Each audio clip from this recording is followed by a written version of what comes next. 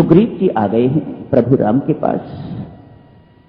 प्रभु राम ने कहा है, मुझे तो कुछ पता नहीं है सुग्रीव, आप ही सब कुछ जानते हो, इस इलाके का क्या हिसाब किताब है मैं नहीं जानता, सेना भी आपकी है, किस प्रकार का आपने काम लेना है आप जानो, आप संभालो काम को। तो सुग्रीव जी महाराज 4 छोटे छोटे दल बनाते हैं, एक को पूर्व दिशा में भेज देते हैं, एक को पश्चिम दिशा में भेज देते हैं, एक को उत्तर दिशा में भेज देते हैं, एक दल बाकी बचा है जिसमें हनुमान जी महाराज हैं, जामवंत जी हैं और अंगद और भी होंगे साथ। इनको दक्षिण दिशा में भेज देते हैं, आप लोग दक्षिण दिशा में जाइएगा।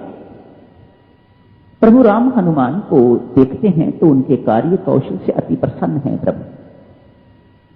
बात तो बहुत चीज नहीं हुई उनके साथ, 1-2 मुलाकात ही हुई हैं, लेकिन प्रभावित हैं, इंप्रेस्ड हैं भगवान हनुमान जी महाराज। इसलिए इस विश्वास से ये व्यक्ति काम का है, ये कुछ ना कुछ काम करेगा, या यूं कहिएगा भगवान उससे अपना कुछ काम करवाना चाहते हैं। जैसे आपको ठीक लगे वैसे समझ लीजिएगा।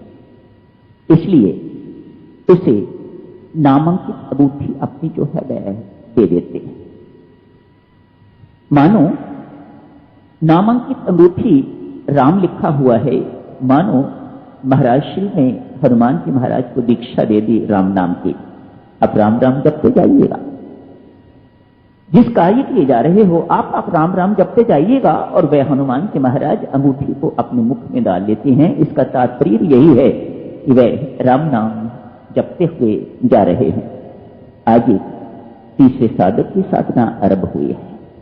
2 साधकों की साधना आप पहले देख चुके हुए हो, आज एक तीसरे साधक की साधना का शोभा आरंभ होता है। ये किस मार्ग से चलते हैं कृपया ध्यान दें। हैं तो ये भक्ति मार्ग के अनुयायी, हैं तो ये शरणागति के अनुयायी, हैं तो ये समर्पण मार्ग पर चलने वाले, पर अभी भगवान का सीधा समर्पण स्वीकार नहीं करने जा रहे और ना ही ये स्वयं समर्पण करने जा रहे हैं। इसलिए साधना के मार्ग पर चल रहे हैं। लौटेंगे तो प्रभु राम इनसे पूछेंगे, हनुमान जाते वक्त की यात्रा में और लौटते वक्त की यात्रा में क्या कोई तुम्हें अंतर दिखाई दिया?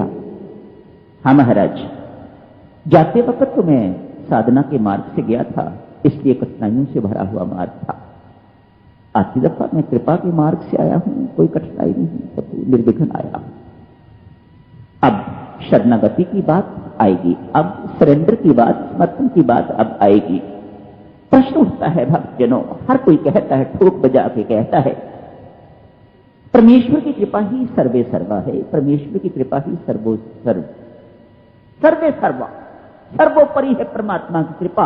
आप किसी से भी पूछ के देख लो, अनजान से लेके और जो बहुत जानबूझ वाला है उससे भी पूछ के देख लिया, बच्चा बच्चा जानता है इस बात को, परमेश्वर की कृपा ही सर्वे सर्वा है, सर्वोपरि है। भले ही उसने अनुभव किया है या नहीं किया, पढ़ी पढ़ाई बात ही बेशक कह रहा हो आपसे, लेकिन कहेगा हर कोई साधना का क्या स्थान है? यदि परमात्मा की कृपा ही सब कुछ है तो साधना का क्या स्थान है? किस लिए साधना करने की आवश्यकता है? किसलिए नवरात्रि के लिए यहां पर आए हुए हो, दलिया इत्यादि आके अपना निर्वाह कर रहे हो? इतने इतने लोग एक कमरे में पड़े हुए, डबल बेड पर अकेले सोने वाले 15-15 इकट्ठे सो रहे हैं एक कमरे में। आखिर क्या अभिप्राय है इसका? क्या आवश्यकता है ऐसी साधना की? संत महात्मा कहते हैं परमेश्वर की कृपा सर्वे सर्वा है, परमात्मा की कृपा सर्वे सर्वा है, सर्वोपरि। इसे जानने के लिए ही साधना की आवश्यकता है। ये बात इतनी जल्दी हमारे दिमाग में घुसती नहीं। मैं लाख कहता रहूं और लोग आपको भी शक कहते रहें, नहीं नहीं ये कैसे हो सकता है? साधना का क्या स्थान है? यही स्थान है साधना। साधना इसीलिए करनी आवश्यक है कि आप जान सको कि परमात्मा साधना से नहीं मिलते, परमात्मा अपनी कृपा से मिलते। बुद्धिजीवी प्राय कहते हैं यदि परमात्मा ही सब कुछ करने वाला है, डॉक्टर्स, इंजीनियर्स, IAS ऑफिसर्स, बड़े बड़े वकील इत्यादि जो बहुत बुद्धिजीवी हैं, अपने आप को बड़े मेधावी समझने वाले लोग हैं, प्राय प्रश्न पूछेंगे, यदि परमात्मा ही सब कुछ करने वाला है तो ये परमात्मा ने इस खोपड़ी में कुछ थोड़ा थोड़ा पीले रखा हुआ है, ग्रे मैटर इसलिए भर रखा हुआ है। इतना संत महात्मा समझाते हैं, भाई शांत हो वो, ये जो इतना सा ग्रे मैटर, इतनी सी बुद्धि, अल्प बुद्धि जो दी हुई है ना, ये सिर्फ इसीलिए दी हुई है कि तुम जान सको कि ये बुद्धि निरर्थक है, किसी काम की नहीं है। कैसे जानो? इसलिए परमात्मा ने यह बुद्धि इतनी सी दे रखी है ताकि आप ये जान सको, अरे महाराज अपनी बुद्धि पर भरोसा न करो, ये तो अति दुर्बल है, अति निर्धन बुद्धि है, ये किसी काम की नहीं है परमात्मा की बुद्धि के बिना। यदि ये परमात्मा की बुद्धि के साथ युक्त नहीं होती तो बिल्कुल बेकार गरीब बुद्धि है ये।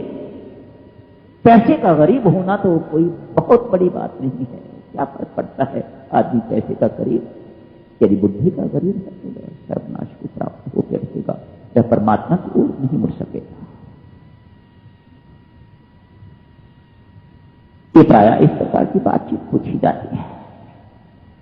चले गए हैं हनुमान जी महाराज अपने दल के साथ और लोग अपनी अपनी दिशा में चले गए। सुंदरकांड का आरंभ होता है। दंडक वन में ही रहती है शूर्पणखा।